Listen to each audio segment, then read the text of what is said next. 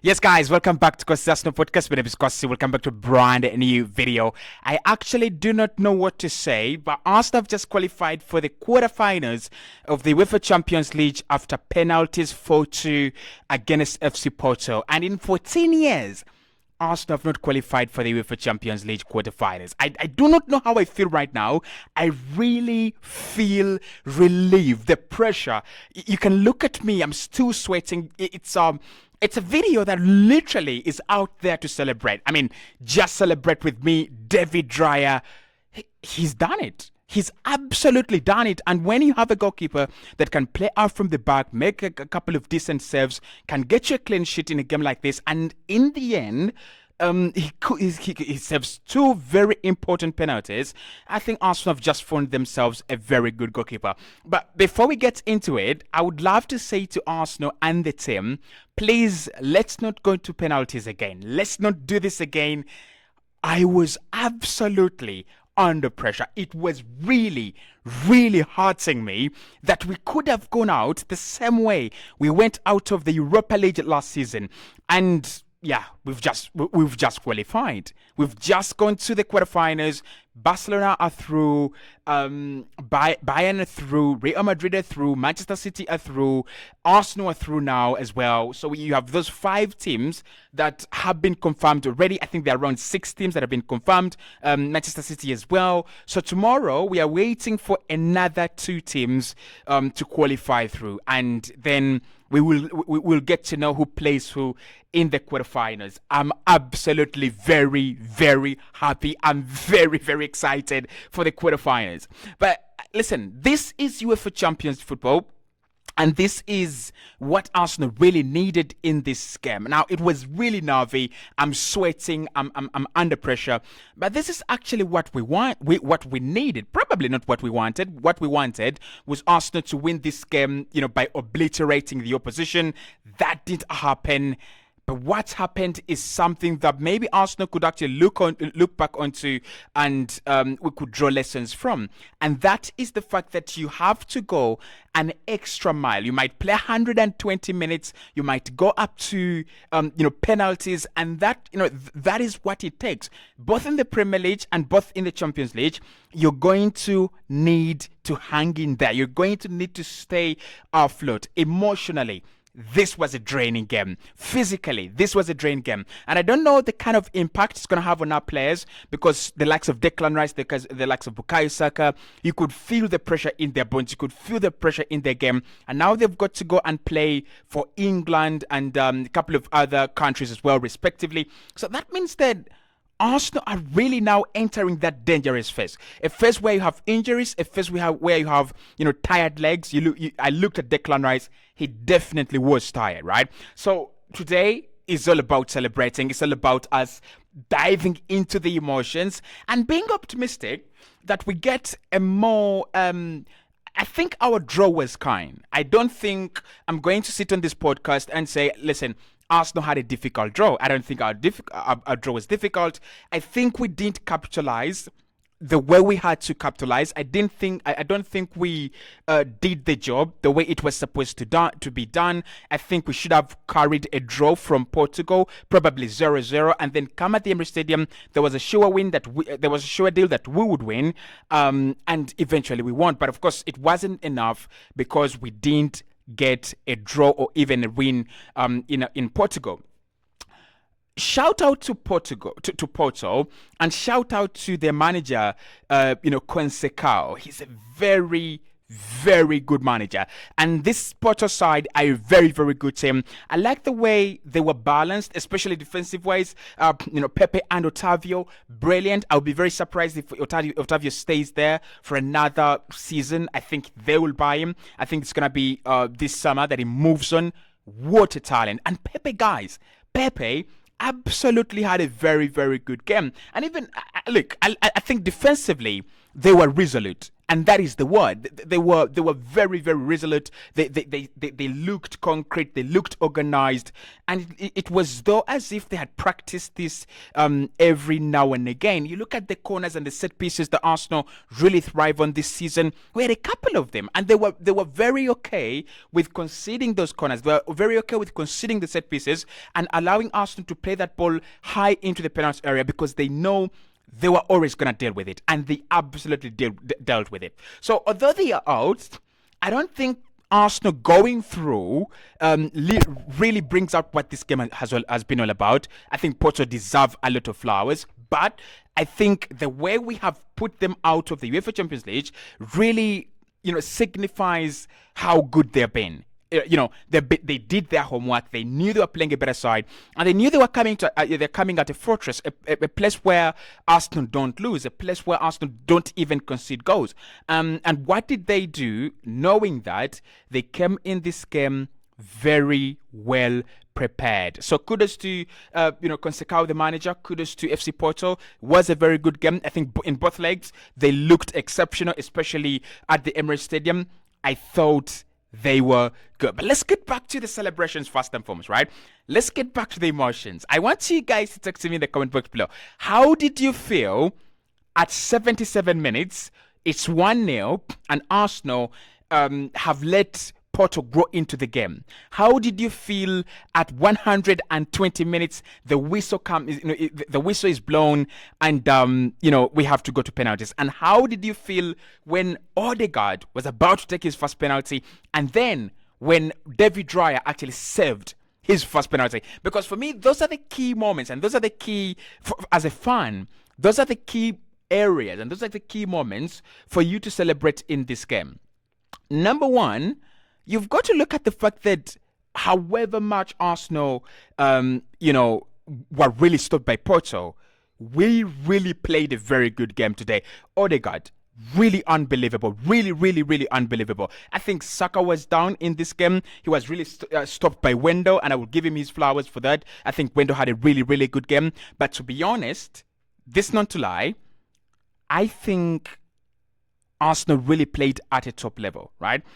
Maybe we didn't finish off our chances, and maybe again Porto limited us to a lower XG, just like they did in the first half of the leg. But I don't think that was a bad performance. I don't think we bring that to the Premier League, and we don't score 2 or 3 more than what we had already scored. Okay, so the goal from Leandro Trossard, that gave us life. That gave us hope, especially in the first half. There was hope that Arsenal could go and win by score another goal in the second half, or even score 2 more goals in the second half. And the signs were there, and the positivity was there, and the crowd, which we have to thank very much, by the way, kept on singing and singing.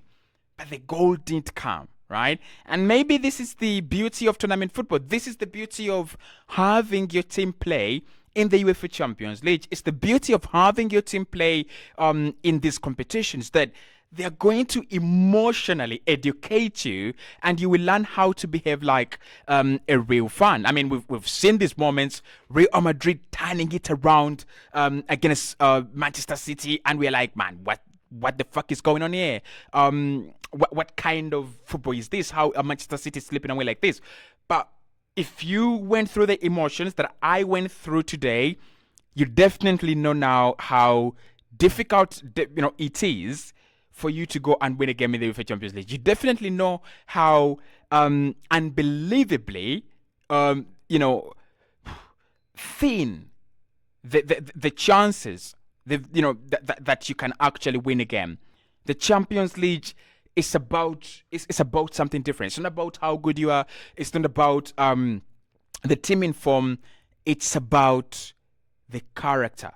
And I think today Arsenal showed character, and I think that is what we are going to have to show in the rest of the games, right? So let's look at the remaining teams in this competition, and I think that actually makes our job a little bit difficult and a little bit harder, because if you're Arsenal and you've gone through, and kudos to this guy that we've gone through. I think if it's not for David Raya, Arsenal might have struggled a little bit, right? We could have struggled. I wanted to see if Ramsdale was going to come on, but David Raya stayed in goal, and he actually did a very, very good job, right? But the point in this, right, is this game teaches you how to behave in the Champions League, and this game gives us kind of a guide on a mental shortcut on how to behave on nights like this, right? And it gives us a very important lesson to learn as well. You've got to win your games at home comfortably, but then the other important lesson is you've got to find a good result away from home. I think FC Porto, regardless of the away goals rule, they don't qualify because they didn't score at the Emirates Stadium, and we didn't score in Portugal as well. So can we now go on to the next opponent, if hopefully it's not Manchester City, knowing well that a home victory is key, and a good result away from home is absolutely key as well. So let's look at the remaining fixtures, the remaining teams in the competition, and probably this is going to give Arsenal an advantage. I think many people think that many people think that this Arsenal side are not among favourites. I actually think we are among the favourites, especially in the UEFA Champions League, right? So the teams that have qualified already, FC Barcelona have qualified today with Arsenal. So Arsenal, of course, we can't play ourselves. And let's begin off with FC Barca. I think with Barca, you want to play them.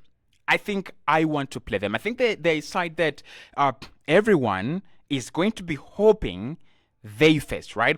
Now, they've done well to go past Napoli. They've done well to exclude Napoli 3-1 at the Camp Nou, and that's a very difficult, stadium to go to. That's a very difficult ground historically for you to, visit. But I still think Arsenal can go and do a good job at the Camp Nou, and then Barca come at the Emirates Stadium and we finish them off, right? So that is my number one. I think FC Barca, if we get them, we will actually beat them.